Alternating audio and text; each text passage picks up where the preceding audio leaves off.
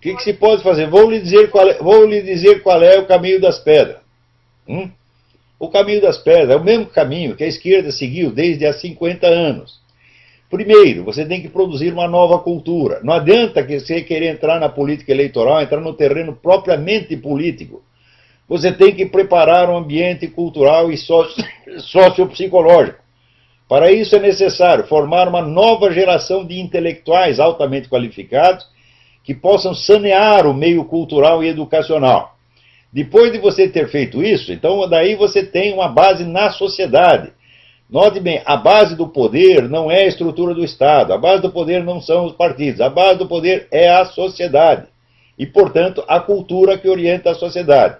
Sem formar uma nova geração de intelectuais muito sérios, capazes de desbancar esses vigaristas que estão hoje ocupando todos os postos, não é possível nenhuma ação na esfera eleitoral propriamente política.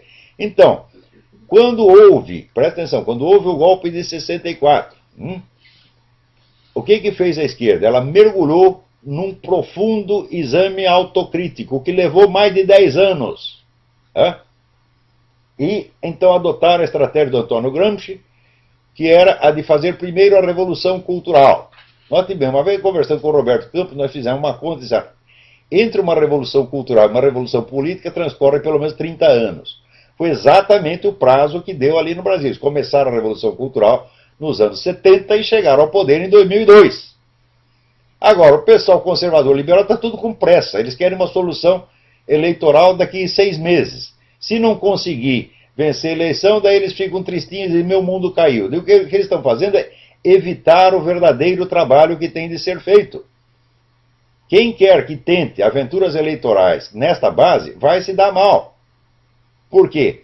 A cultura que domina a sociedade brasileira, pelo menos as classes falantes, é todinha a cultura que os esquerdistas impuseram.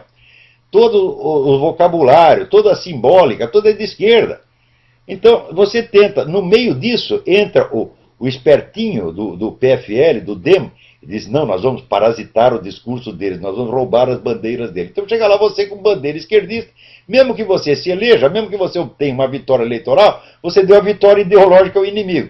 Então daí é o seguinte, daí por diante, ou você serve a esse inimigo, ou você vai ser jogado fora. Então isso é anti-vitória, isso é a espiral. O próprio indivíduo impõe a si próprio a espiral do silêncio.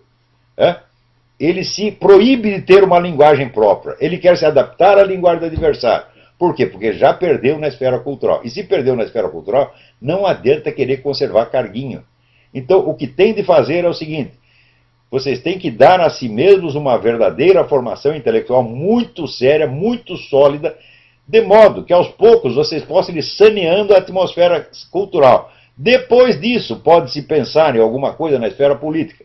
Tá certo? Provavelmente, eu, quando isso acontecer, já estarei irremediavelmente, irrevogavelmente falecido.